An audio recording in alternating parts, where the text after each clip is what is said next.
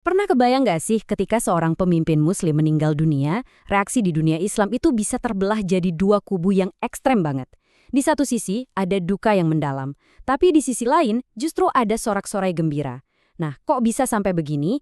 Yuk kita coba telusuri akar masalahnya, berdasarkan sebuah analisis menarik tentang bagaimana warisan kebencian ini ternyata bisa bertahan ribuan tahun.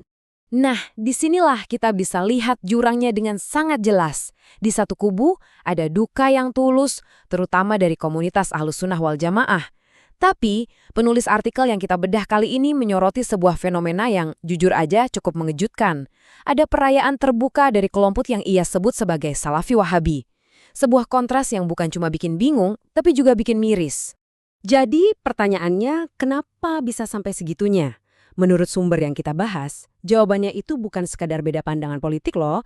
Ini adalah gejala dari sesuatu yang lebih dalam. Semacam penyakit pemikiran yang akarnya ternyata bisa kita tarik jauh ke belakang. Ribuan tahun dalam sejarah Islam. Oke, untuk bisa memahami apa yang terjadi hari ini, penulisnya mengajak kita untuk mundur sejenak ke masa lalu. Kita akan melihat cermin sejarah dari sebuah kelompok ekstrim yang mungkin pernah Anda dengar, namanya kaum Khawarij. Jadi, siapa sih sebenarnya Khawarij itu? Singkatnya, mereka adalah salah satu sekte paling awal dalam Islam dan mereka ini terkenal dengan pemahamannya yang ekstrim. Nah, ciri khas utamanya apa? Gampang banget menganggap muslim lain yang beda pendapat sama mereka sebagai kafir. Tolong ingat poin ini ya, karena ini bakal jadi kunci untuk memahami seluruh argumen selanjutnya. Dan disinilah argumen si penulis jadi makin tajam. Coba dibayangkan, seolah-olah ada garis lurus yang ditarik dari abad ke-7 sampai abad ke-21. Dulu, kaum Khawarij bersorak gembira atas wafatnya Khalifah Ali bin Abi Thalib. Sekarang, di era digital ini, penulis melihat gema perayaan yang sama, sebuah pola kebencian yang menurutnya terulang kembali. Poin paling krusialnya itu, ini, penulis berpendapat kalau kebencian yang kita saksikan hari ini adalah sebuah kebencian yang dipaksakan.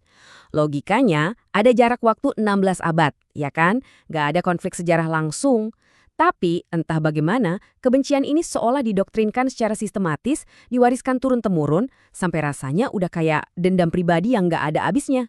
Sekarang, ayo kita lihat bagaimana penyakit pemikiran ini muncul di zaman kita, yaitu melalui sebuah ideologi yang oleh penulisnya disebut sebagai patologi takfiri.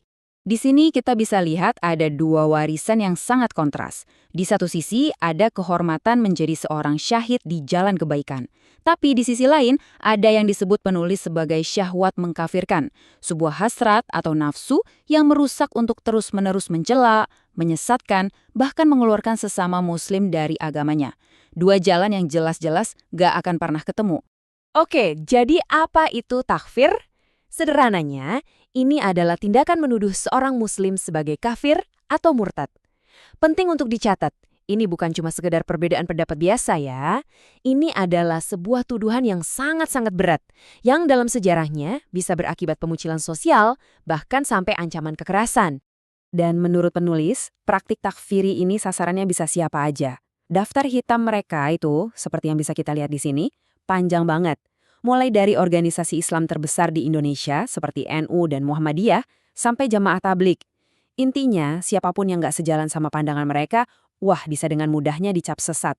Nah, dari fenomena yang meluas inilah muncul kegelisahan di banyak kalangan. Dan ternyata kegelisahan ini bukan hal baru. Para ulama besar di Nusantara kita sudah sejak lama menyuarakan keprihatinan mereka. Dan artikel ini mengangkat beberapa suara penting tersebut.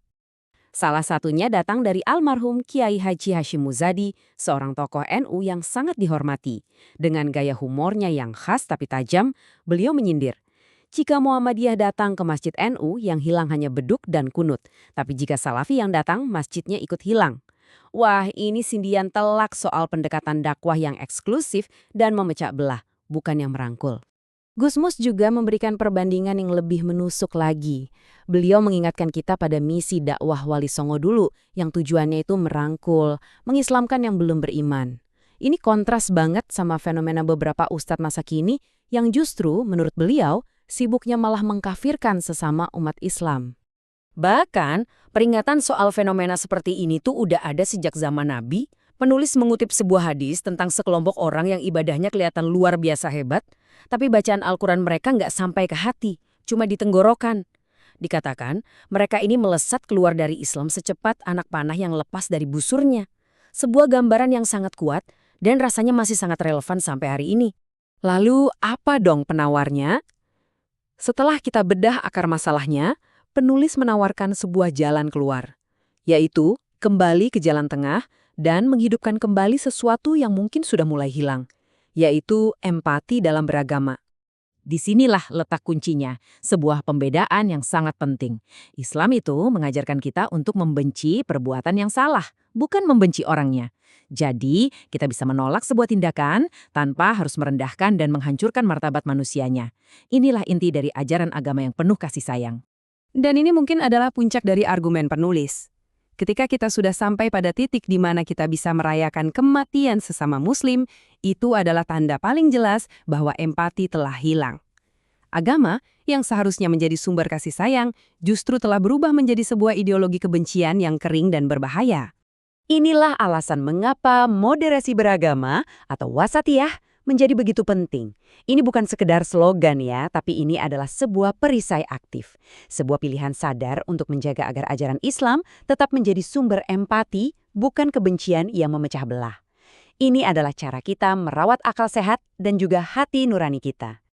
Kita akan tutup pembahasan kali ini dengan sebuah pertanyaan reflektif dari penulis. Sebuah pertanyaan yang menusuk langsung ke jantung keyakinan kita semua. Jika agama yang kita jalani sudah tidak lagi menyisakan ruang untuk empati, lalu apa sebenarnya yang tersisa?